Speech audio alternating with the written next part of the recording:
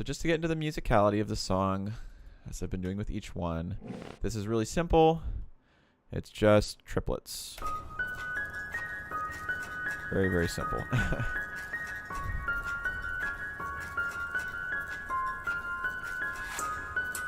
I just think, and this was something that I made in a night. I made this song entirely in one night. I was feeling really, really moody and, sad in response to something that had happened.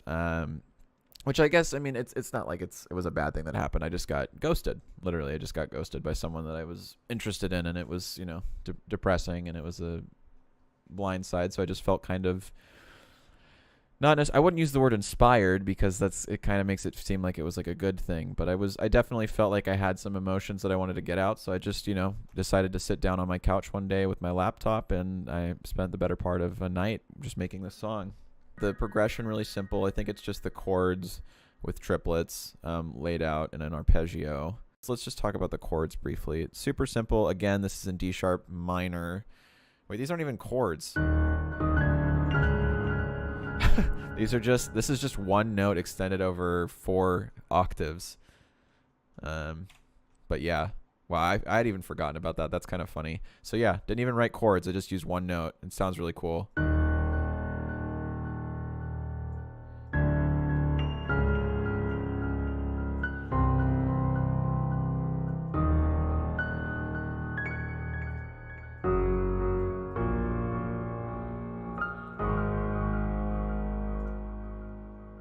The one piece of advice I can give for this chromatic style of music, this sort of sad music, is that when it's a half step, it sounds really sad. I don't know why. I feel like maybe because it kind of just like it detunes one note only, and especially because it's sharing a middle note here too. So this transition right here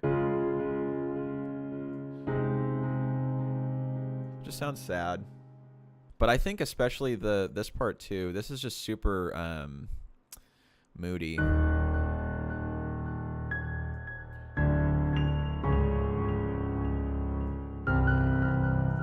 like that a lot. If there's any learning to be had from that, it's that you don't have to have like big, complicated chords for a song to sound good. I think that especially in this case, the simplicity of it with the arpeggio in the background,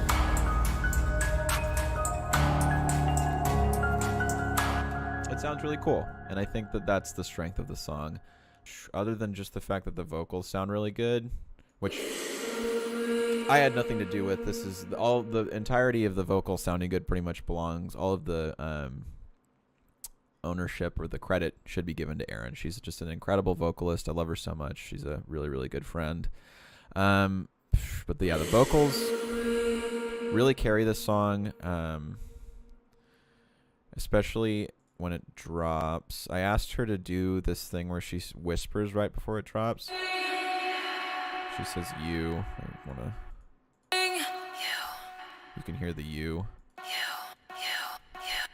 It's just kind of creepy. But I also had it tape stop. And the reverb note, for some reason, I really want to get Valhalla reverb. I want to get all of those reverbs, but I've just haven't bought it. All of the reverb I use in all of my songs is just the FL stock reverb. This was happening in a period of time where I was really, really into orchestral drums, and I got this pack from Mern, I believe. He had a bunch of orchestral drum hits, but obviously none of them are pre-programmed, so I had to program in my own orchestral build, which took like, I don't know, maybe like an hour by itself, which is kind of a lot, but it just sounds super cool.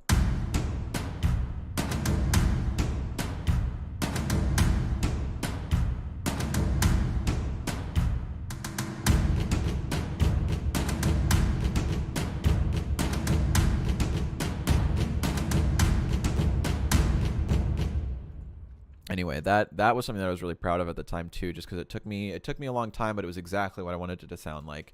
I don't even think. No, so there is a little bit of reverb on it, but yeah, look at all these hits individually. Anyway, I thought that sounded really cool. Added a good build to that. And again, one thing I want to point out here is I have the drop sound right here, slowly coming in, and it's got a EQ on it, so it's not harsh at all, but you can kind of hear it, and it helps transition.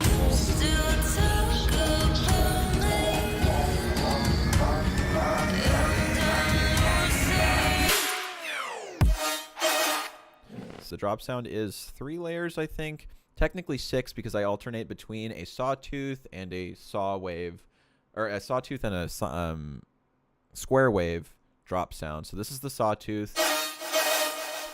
This is the square. No, wait. This is the square.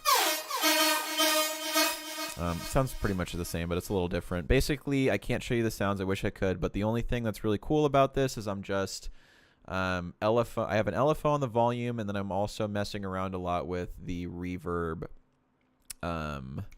filter in Serum. If you're familiar with that, it's, you know, I don't really know why it sounds like that. That's just the way it is.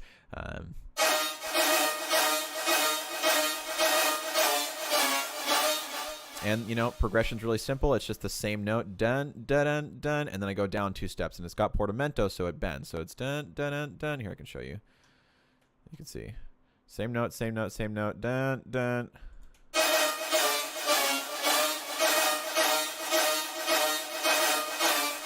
And then, you know, this is going to blow your mind. I know. I go up an octave.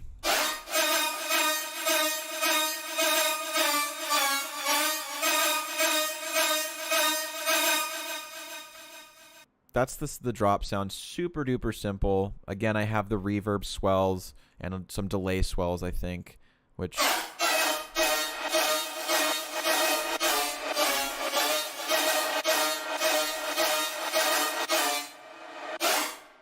That's the part that's really nice when it swells like that. And then the nice thing too, so I mean, one way of talking about this is that it's technically, it's reverb swells, or I'm just manually side chaining the reverb to the snare and the kick.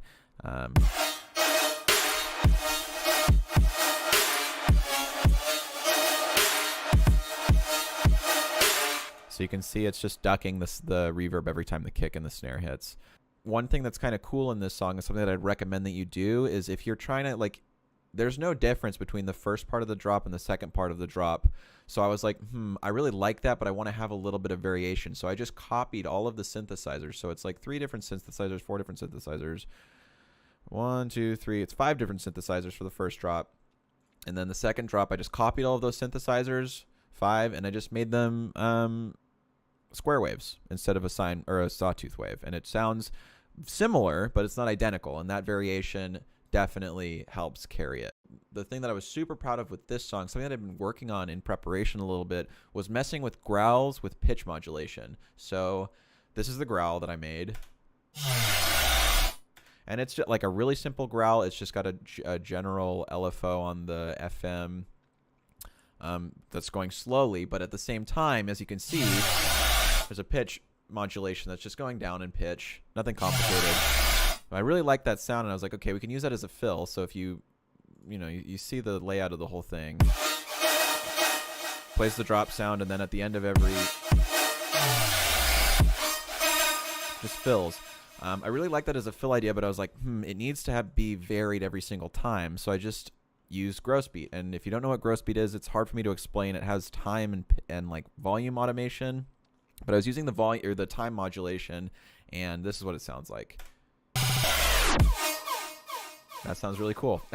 So yeah, like by itself, if you add that time modulation, sounds really cool. And then I added different types of time modulation. So there's another one, and here's another one. Just to add variation, makes it sound really glitchy. It's kind of cool. Another thing to mention, which I'll only briefly mention, is the 808. It's not complicated at all.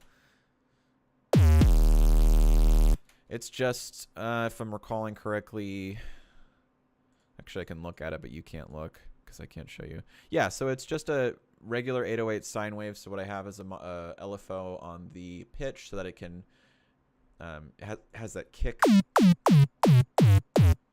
If you go low enough, it sounds more like a kick since the pitch is modulating down. But then I also have it parallel process so that it has some noise added into it, and then it's distorting it a lot.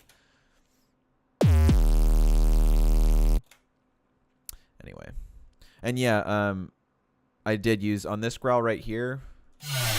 Definitely use the reverb filter on that one. I pretty much exclusively use the reverb filter on all of my like hybrid trap sounds, just because it's like a consistently cool way of messing with stuff, just by changing a few different modulation factors. I think if I can recall correctly, yeah, so I changed the second drop. I did a different groove and stuff like that, and instead of having the screech fill at the end, I have it at the beginning and the end. But it's the same process. And I also made the screech have a pitch up as compared to a pitch down. But same thing. I just have different gross beats coming in at different times. So like this one.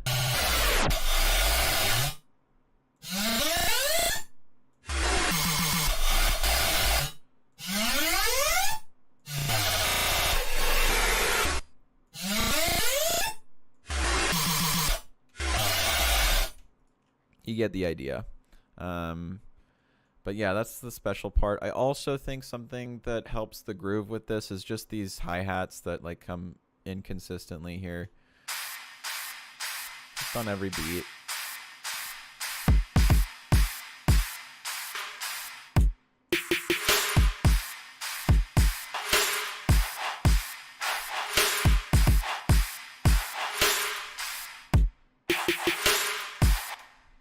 You know, it's a relatively slow song at 107, so it's not too hard to follow, and the kick is relatively consistent. So it's a nice slow head bomber.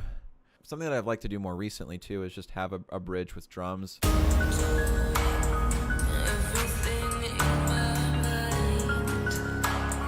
I just have, I have hi-hats, I have a snare, I have a clap, and then I have some shakers that come in.